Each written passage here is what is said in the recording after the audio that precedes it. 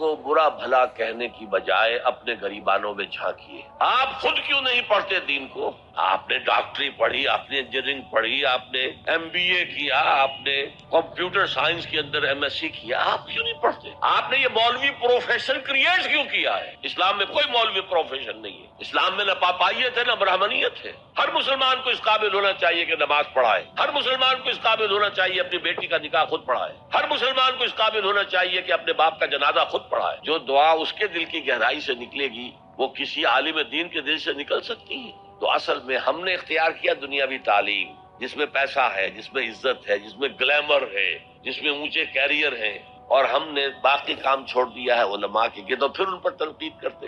لہذا اپنے گریبانوں میں جھانکیے، پانی ہمارے اندر بڑھتا ہے۔